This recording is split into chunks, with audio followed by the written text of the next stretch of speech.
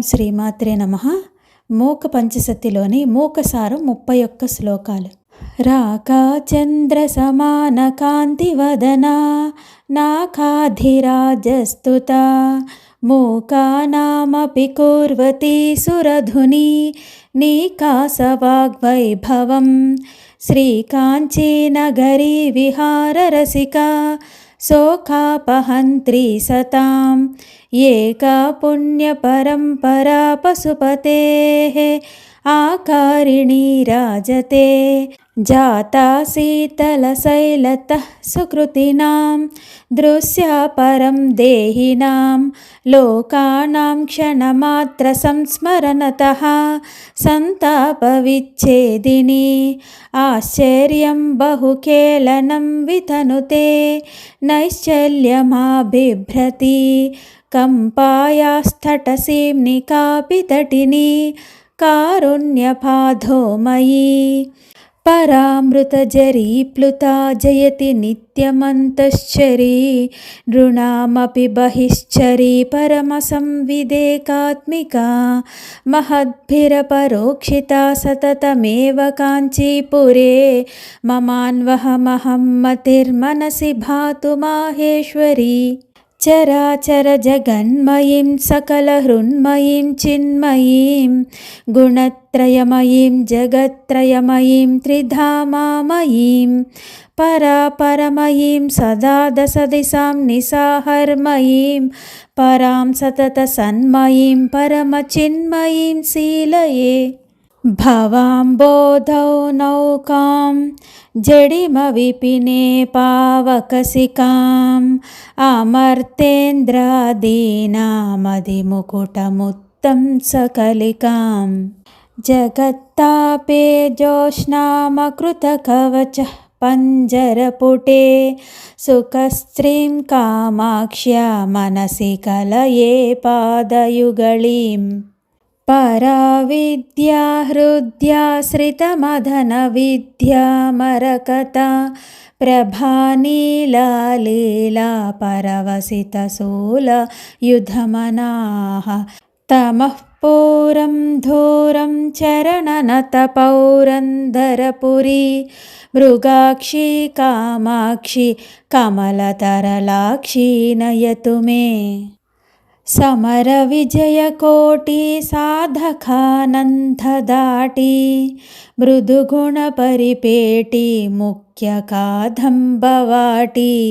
మునిసుత పరిపాటి మోహిత జాంఢకోటి పరమశివవధూటి పాతు మాం కామకోటి యస్యావాటి హృదయ కమలం కౌసుమీ యోగభాజాం యస్యః పీఠీ సతత శిశిరా శ్రీకరైర్మాకరందైః యస్యః పేటీ శృతి పరిచలన్మౌళిరత్నస్య కాంచీ సా మే సోమాభరణమహిషీ సాధయేత్కాంక్షితాని కుండలి కుమారి కుటిలే చండి చరాచర సవిత్రి చాముండే గుణిని గుహారిని గుహ్యే గురుమూర్తే త్వాం నమామి కామాక్షి అభిధాకృతిర్భిధాకృతిః అచిధాకృతిరపి చిధాకృతిర్మాతః అనహంతా త్వమహంతా భ్రమయసి కామాక్షి శాశ్వతీ విశ్వం అంతరసి బహిరసి త్వం జంతుతతేరేంతకాంతకృదహంతే చింతిత సంతానవతాం సంతతమసి తంతనీషి మహిమానం గిరాం దూరౌ చోరౌ జడిమతిమిరాణాం కృతజగత్ పరిత్రాణౌ శోణౌ మునిహృదయలీలైకనిపుణౌ నకస్మేరౌ సారౌ నిగమవచసాం ఖండితభవా గ్రహోన్మాధౌ పాదౌ తవ జనని కామాక్షి కలయే జపాలక్ష్మీ శోణో జనిత పరమజ్ఞానలహరి వికాసవ్యాసంగో విఫలిత జగజ్జాడ్య గరిమా मनः पूर्वाद्रिं मे तिलकयतु कामाक्षि तरसा तमस्काण्डद्रोही तव चरणपादोजरमणः वरीवर्तुस्ते मा त्वयि मम गिरां देवि मनसो नरीनर्तु प्रौढा वदनकमले वाक्यलहरी चरीचर्तु प्रज्ञा जननि जडिमानः परजने सरीसर्तु स्वैरं जननि मयि कामाक्षि करुणा नीलोऽपि रागमधिकं जनयन् पुरारेः लोलोऽपि भक्तिमधिकं दृढयन्नराणां वक्षोऽपि देवि नमतां समतां वितन्वन् कामाक्षि नृत्यतु मयि त्वदपाङ्गपातः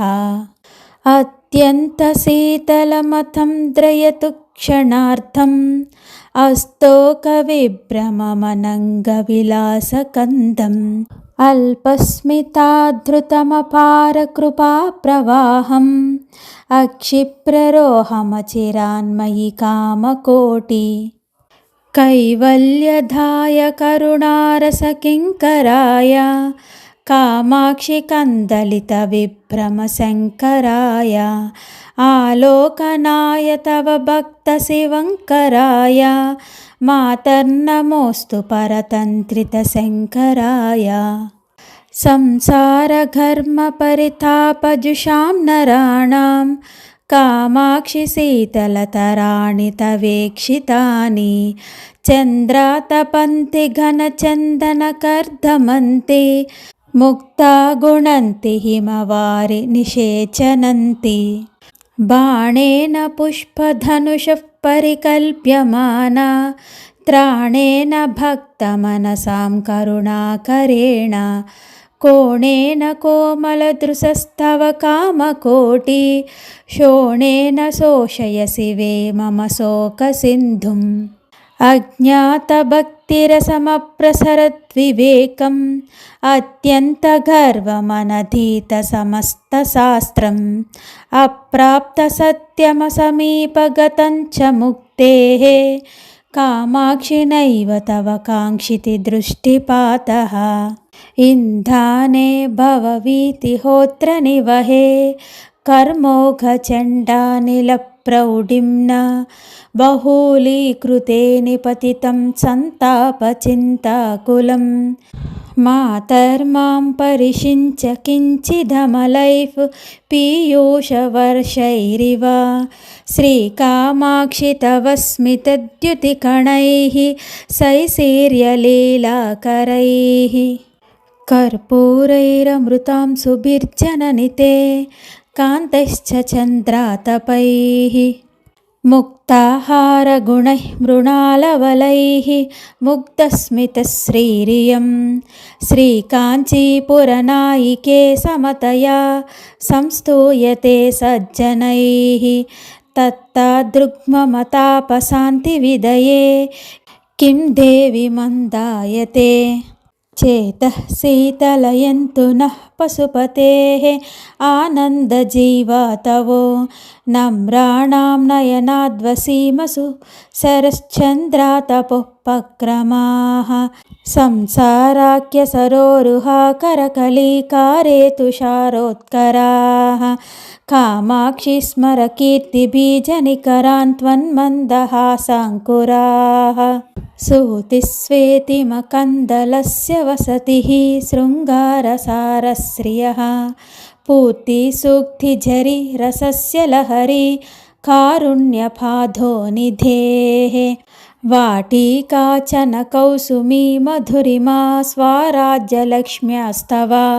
श्रीकामाक्षि ममास्तु मङ्गलकरी हासप्रभा चातुरी क्रीडालोलकृपा सरोरुहमुखी सौधाङ्गणेभ्यः कवि श्रेणीवाक्परिपाटिकामृतझरी सूतिगृहेभ्यः शिवे निर्वाणां कुर सार्वभौमपदवी सिंहासनेभ्यस्तव श्रीकामाक्षि मनोज्ञमन्दहसितज्योतिः शिखणेभ्यो नमः। कवित्वश्रीमिश्रीकरणनिपुणौ रक्षणचनौ विपन्नानां श्रीमन्नलिनमसृणौ सोणकिरणौ मुनीन्द्राणामन्तःकरणशरणौ मन्दशरणौ मनोज्ञौ कामाक्ष्या दुरितहरणौ नौमि चरणौ। परस्मात् सर्वस्मादपि च परयोर्मुक्तिकरयोः नखश्रीभिर्जोष्नाकलिततुलयोस्ताम्रतलयोः निलीये कामाक्ष्या निगमनुतयोर्नाकिनतयोः निरस्तन् प्रोन्मीलन्नलिनमदयोरेव पदयोः रणन्मञ्जीराभ्यां ललितगमनाभ्यां सुकृतिनां मनोवास्तव्याभ्यां मदिततिमिराभ्यां नखरुचा निधेयाभ्यां पत्या निजशिरसि कामाक्षि सततं नमस्ते पादाभ्यां नलिनमृदुलाभ्यां गिरिसुते। यशस्सूते मातर्मधुरकवितां पक्ष्मलयते श्रियं दत्ते चित्ते कमपि परिपाकं प्रधयते सतां पासग्रन्थिं शिथिलयति किं किं न कुरुते प्रपन्ने कामाक्ष्याः प्रणतिपरिपाटि चरणयोः मनीषां माहेन्द्रीं ककुभमिव ते कामपि दशां प्रदत्ते कामाक्ष्या चरणतरुणादित्यकिरणः यदीये सम्पर्के द्रुतरसमरन्धा कवयतां परिपाकं धत्ते परिमलवती सूक्तिनलिनी भुवनजननि भूषा भूतचन्द्रे नमस्ते कलुषशमनिकम्पातीरगेहे नमस्ते निखिलनिगमवेद्ये नित्यरूपे नमस्ते परशिवमयी पाशछेदहस्ते नमस्ते। ఓం శ్రీ కామాక్షిదేవే నమో నమః. మూక పంచశతిలోని మూకసారం 31 శ్లోకాలు.